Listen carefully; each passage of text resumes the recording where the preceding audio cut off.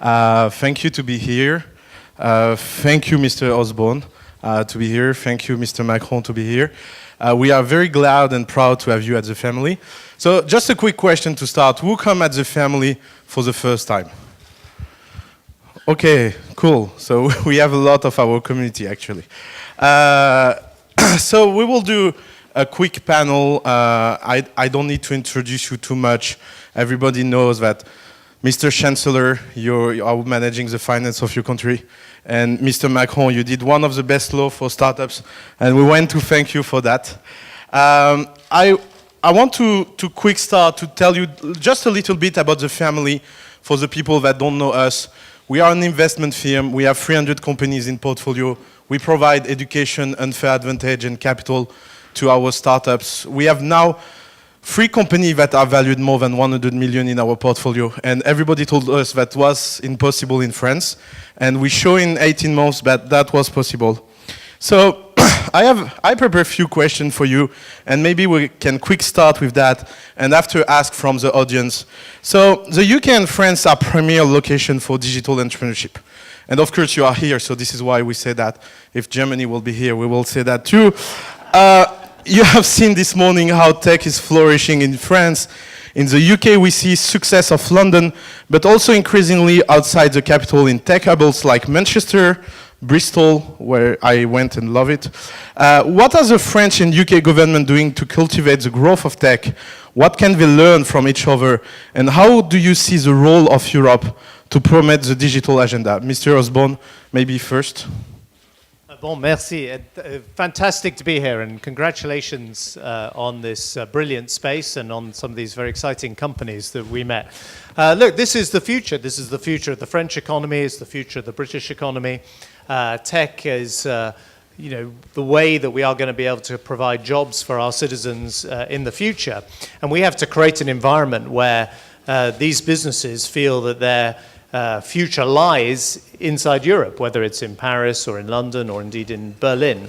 And I think there are things we can do to support that. You have to create an entrepreneurial environment because you are entrepreneurs. I think we can do more to create a European digital single market. I think that's a good example of actually a positive agenda for the European Union where it can contribute to jobs and growth going forward. And then finally, I think, when I think of Europe, this is the continent that had the great inventions, that had the creativity of the past. This was the continent of Louis Pasteur and Marie Curie and Isaac Newton and Charles Darwin. We want this to be the continent in the future of these great inventions. This doesn't want to be the part of the world where great things used to happen. We want it to be the place where great things happen in the future. And so I'm really excited by what I've seen today. And it shows to me that there's real dynamism in the European economy. And it's the job of the French government, the British government, to make that now something that can be sustained so that these companies don't feel that their future lies somewhere else in the world. First of all, I'm very happy to be here as well. I think that's a great place to have such a discussion. And George perfectly knows that entrepreneur has a French equivalent because it comes from French.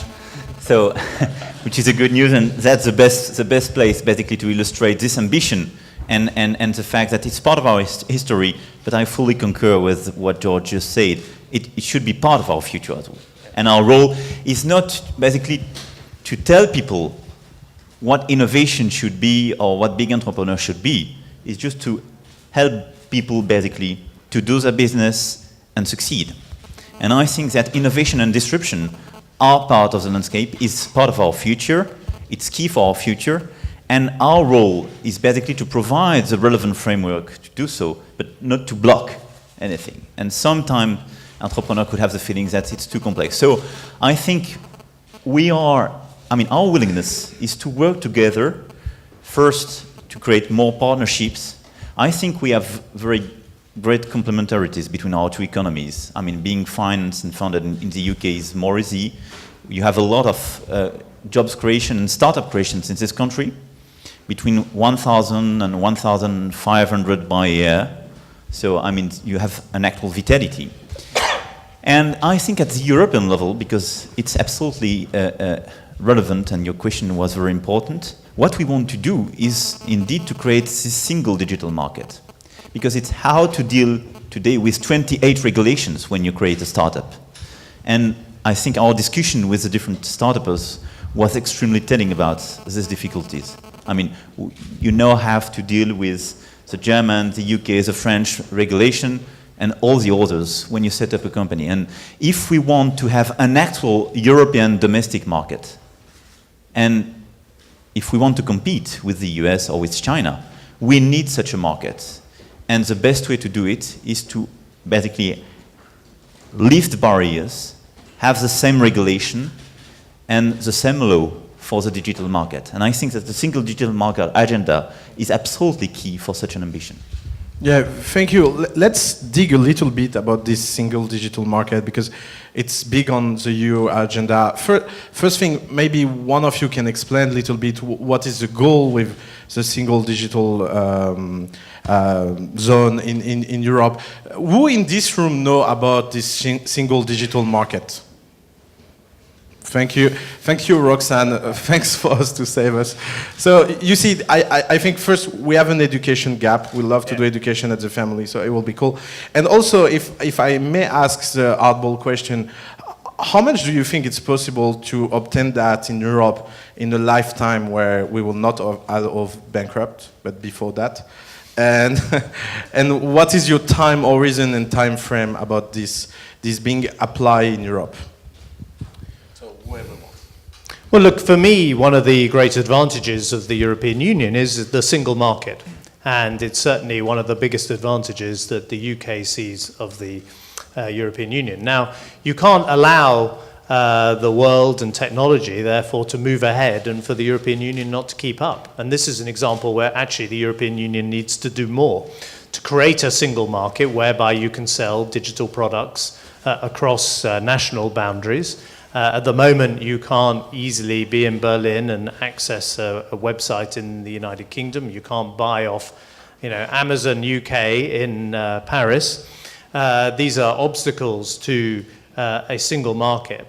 And it's an obstacle to these businesses growing and accessing hundreds of millions of European consumers. So there's an example where actually, if the European Union got its act together, and passed the laws required for this digital single market, the European Union would be supporting jobs and growth across the European continent. And there are other things that can be done. For example, the Capital Markets Union is another initiative which is all about financing for small businesses. We have small businesses here. You need to have not just great ideas, you then need the money to turn those great ideas into great services and great products. It's still much more difficult to raise money for small businesses in Europe, this is true in the United Kingdom as well as France, than it is in the United States. So, you will often hear, and maybe we will have questions about what Britain wants to see in terms of the future of the European Union and our membership of the European Union.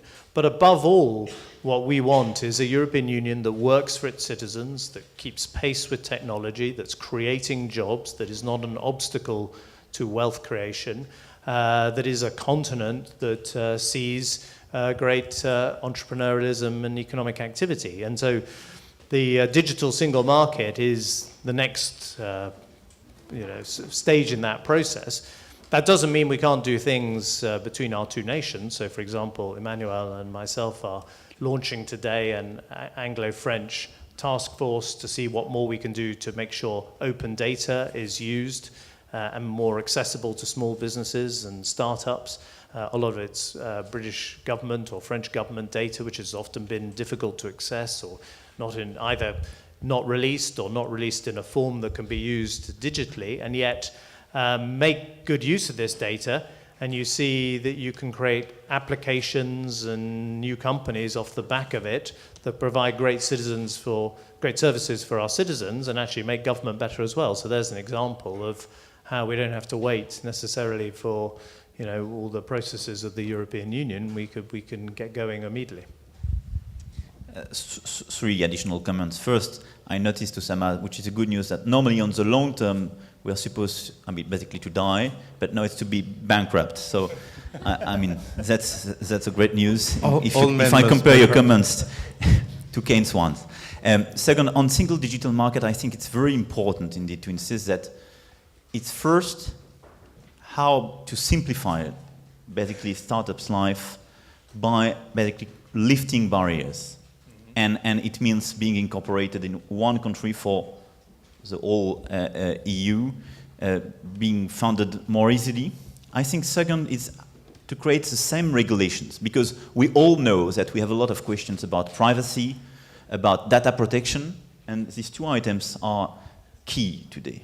And they are core business for startups, and they are extremely sensitive to people. And what we are doing is exactly to build common rules on these two items. The classical answer would be to create national rules, which I think is a mistake because you create biases between the different countries. So now you have a European rule being created by year-end about data protection. So you will have concrete results this year. And our goal is to have concrete results, and the core, the basis of this digital single market, first semester of 2016. So it's very much on the short term.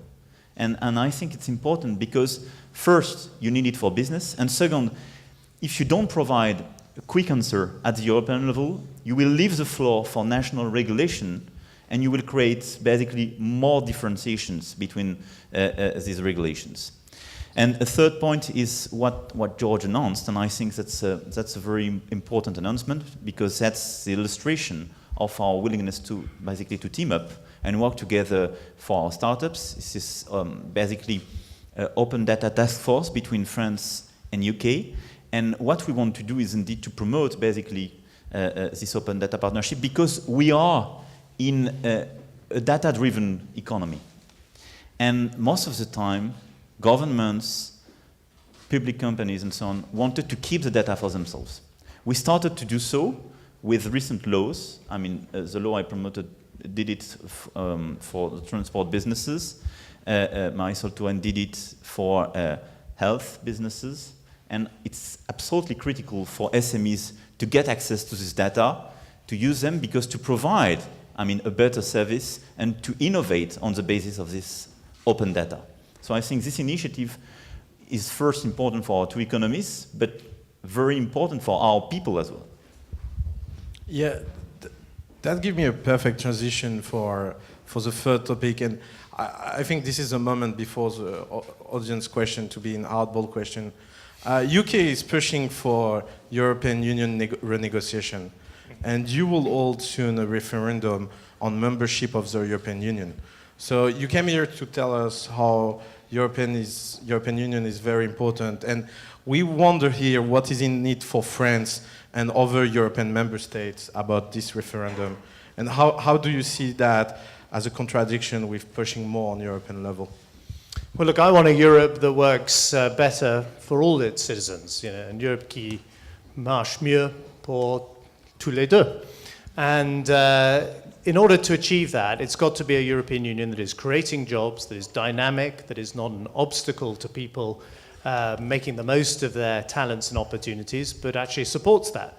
And so the first thing we want to see is a Europe that is supporting of business and job creation and wealth creation across the European continent for all its citizens.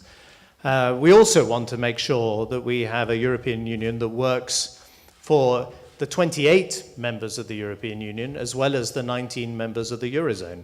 And we have to make sure that the single currency and the single market are compatible and work alongside each other. Now, that might involve, of course, the Eurozone integrating further, and Emmanuel has talked about this, and that's an interesting direction for the Eurozone to head in, and it's in Britain's interest that the Eurozone is a successful and stable currency, because 40% of our exports are to the Eurozone.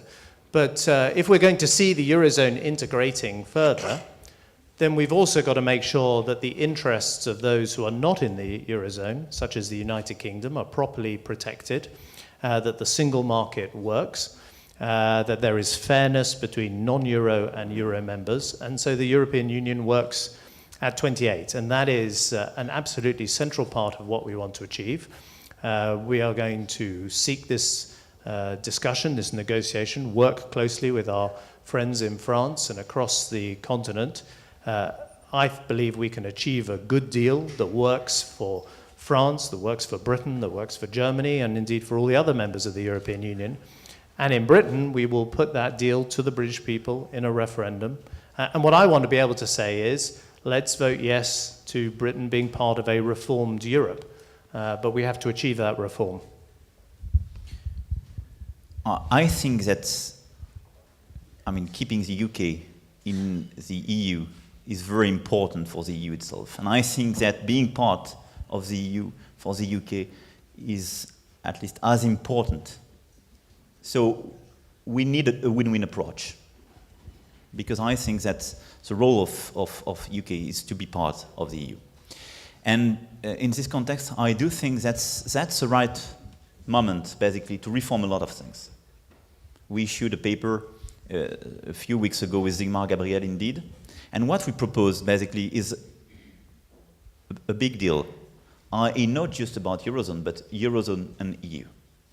And I think if we want to reform, we need, basically, to make the link between these two aspects, and George is perfectly right about that, and I do agree with this view. We need a stronger Eurozone. We need more integration, and we need to reaffirm and re-articulate, basically, the political project of the Eurozone, which is not just single currency. But in the same time, we need, basically, a fair treatment of the out country. And that's why it's important to identify clear rules between the ins and outs. And that's very important to do it on a clear basis altogether. In the same time, reforming the EU, when it means more simplicity, more subsidiarity, more efficiency, is good for everybody. And we will concur with that. So I think we have the basis of a common agreement, but our political role is to find this agreement because it will be good for Eurozone, for the EU, and for our two countries. Thank you very much for these answers. Maybe we can have a few questions from the room. I will start with Roxanne. Roxanne first. So speak loud, or maybe a microphone is coming. Hi, hello. Hello. Thank you. I have two questions. Can I ask two questions? That's fine. Okay, Please cool. Be my guest. So I'd like to, first of all, thank you for addressing the situation with the referendum and also the digital agenda. Kind of seems like it goes two different directions. We talk a lot about a single digital market, but it still sounds very vague from the outside. So if you could maybe detail a little bit what are some of the priorities that you are looking at, and also specific to the UK, I was wondering, this is my second question, regarding immigration specifically, because I felt like the UK a few years ago really took the lead on immigration for the entrepreneurship visa, and I feel like recently has maybe changed its position a bit. So just wondering what were the key learnings and what is the position going forward? Shall I take the immigration question and you take the digital single market question? Look, we want Britain to be a home for entrepreneurs, for people who want to bring their talents to our country and work hard. What we don't want is people turning up and just claiming our welfare entitlements. And that is the issue that we have sought changes to in the European Union. To make these, to make that kind of immigration system, you need to have it rooted in European law, or else it gets overturned by the European Court. And I think there'll be a lot of sympathy for that position in most European countries. People work very hard in France, and people work hard in Britain, and they don't want to see their system abused. And so that's what we're asking. Britain, London at the moment is an incredibly successful international city with lots of citizens from lots of European countries living there and working there, but they're making an economic contribution. And so what we're saying is, come to our country, but make a contribution to our economy, and don't think you can just turn up and claim benefits immediately. And that is one of the issues that we've put on the table in this European discussion. And I wouldn't say that should be a unique British ask. I suspect there are many countries at the moment wrestling with the difficult issue of immigration. And where people feel it's most abused is when people turn up and claim entitlements and have not made a contribution to the economy. And so that's one of the issues on the table in this discussion. As for the single digital market, I mean, first, it's how to simplify rules. Create homogeneity on incorporation rules, financing rules, and being sure that when you create a startup in one of the 28 countries, you can operate everywhere else. That's the first objective. The second one is to have common rules on data protection. We are preparing this regulation. I think it will be decided by year-end. And it's basically how to protect data, personal data and public data, to have the same legal framework all over the place. Which means, for instance, the right to be forgotten. You have a lot of definitions today. You have a lot of different regulations. When you create a startup in France and you operate in another country like Spain or even Germany, you don't have automatically the same rules about these critical items. And it's key when you are a digital company, as you know. So it's how to have the same level playing field and the same regulation. And it's important because you have a lot of sensitivity, as you know, on this issue, on data protection and privacy. And this sensitivity is sometimes different between the different member states. And if we don't create such a European regulation, you will have to deal with a lot of different domestic regulations.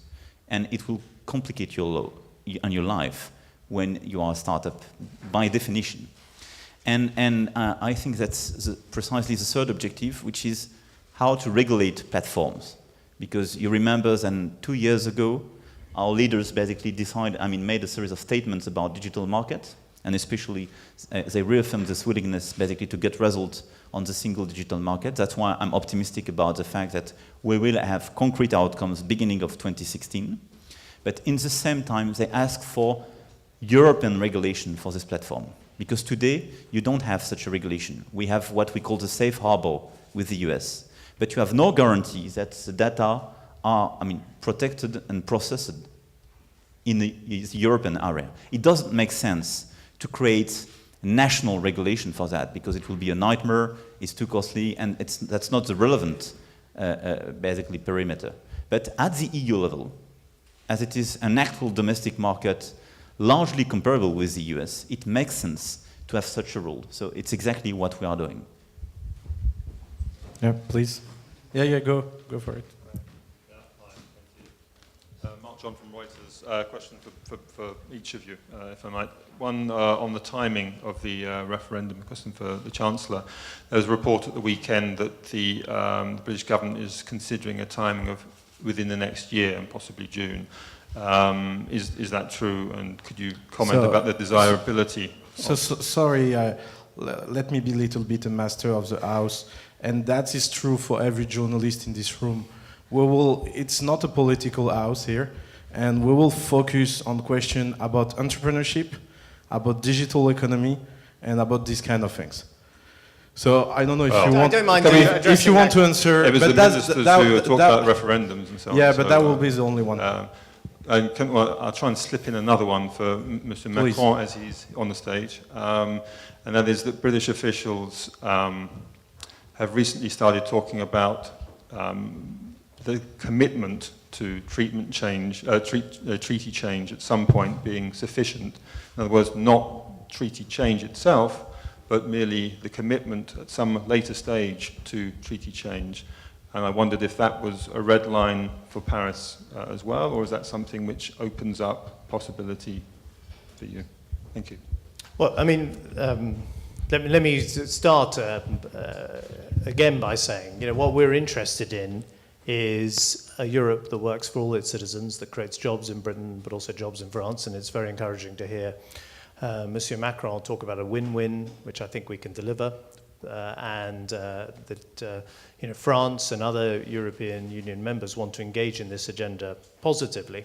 The law passing through the House of Commons requires the referendum to take place by the end of 2017, but if we have a deal that we can recommend to the British people before then of course, we can have the referendum before then. What we're interested in is the substance of an agreement that works for all European Union member states, that creates prosperity for the future of the European Union, a competitive European continent, a fair relationship, as Monsieur Macron puts it, between the non-Euro members and the Eurozone as the Eurozone integrates, that addresses with sensitivity these public concerns about people coming to countries just to claim entitlements. There is an agenda there which we can work positively on and make Europe work better for all its citizens. About treaty change, I think all of us are very careful about treaty change right now, because if you ask people about Europe in the current situation, I do believe that the answer will be a clear no in a lot of countries, whatever the question will be. So what we need first is to rebuild Europe with positive news. I think what we do on digital is important. What we do on investment through the Juncker plan is important. And what we have to do first is to work on concrete things and solutions. And I think that the way basically to initiate the discussion, saying we need to discuss about simplicity, competitiveness, fairness, in concrete terms about how to have a more efficient Eurozone and with more responsibility and more solidarity, it's speaking about concrete issues much more than about the process. And for me, speaking about the process will depend on the result on the first discussion. So I think the question is not, do you want a treaty change or not? It's what do you want to do? What we want to do is clear. I mean, I made this op-ed with Zygmunt Gabriel. My view is well known. The president made some statements. George Osborne is here as well to precise the British view, and I think you had a lot of important speeches about what the UK wants in such a context. So we have now to discuss, to find common solutions. And the day you have the solutions, we will discuss about the right vehicle. But I think speaking right now from scratch, without clearly identifying what you want to do, just about treaty change or not, is definitely too early. Merci, bonjour. I'll go into English. Victor Gross, we are a startup hosted here at TheFamily, and I would like to come back on open data and to say that the fact we exist only because of open data. We are treating the French customs open data to provide SMEs price references regarding commodities, and we will soon integrate the UK data, which is open too. And I would like to know when will you have other governments go into customs open data too? Thank you. Well, look, I can't answer your specific question about when other governments are going to open their customs data, but what I can say is, one of the exciting things about the digital revolution is that, and Monsieur Macron said this at the beginning, we don't know what the great inventions are going to be. You're the entrepreneurs with the ideas. But what I do know is that if you make available government data, vast amounts of government data about the lives of citizens, clever, creative people are going to create applications which are going to make lives easier for citizens. And you've seen it in Britain with everything from house purchase websites using government land registry data. You saw it in America with crime mapping using data from the local police departments. You see it with everything like data from our meteorological office that creates fantastic weather apps. These are just some of the more obvious things that people can start doing with this information. But ultimately, the success is when you create the marketplace and you give people access to the raw data, and then you go and create. Because, I can be sure, speaking for the, British government, we're not going to be the only source of great ideas in Britain. So, and that's why I think this initiative is an opportunity for our two countries to learn together, to open data together, and to help you create together. No, I agree. I think first, it's important to do on our both sides. We have a lot of things to be done in France, so because in a lot of sectors it's not yet completely open. So that's what we are working on, and I think we can do much better because you allow people to innovate, to provide new solutions for people, and to create value. So I think it's how to activate this public data, Otherwise, basically, it's just kept like that, and you don't provide the maximum of what you can do for your economy and for your people. So we will enlarge the perimeter of open data in France in the coming weeks and months, thanks to new regulations. We started to do so, as I said, in transport, healthcare, and so on. We will enlarge, basically, now this open data rules. I do believe that when our partners will look at the results of such a partnership, they will join the club. And it's how to build Europe from, on a very concrete basis. You have two options. Option one, you wait for new regulations. Option two, you start together, you provide solutions, and you provide, relevant examples. And I think what we are doing on open data is exactly that. That's a pragmatic view. And we will provide solutions, we will create value, we will help our SMEs, and I do believe that a lot of other countries will join the club. I do believe that the Spanish, the German, and so on will join and will push for new regulation at the European level, because at the end of the day, this open data regulation should be part of the single digital market agenda. Thank you. So very happy to see that governments start to apply startup strategy to solving issues. We learn, we can take you for 3%. It's a very cheap price. And if you take basically the liabilities, yeah, with the rest it's fine. Okay, we'll be happy to work on that. Yeah, next question. Hi. And actually, last question.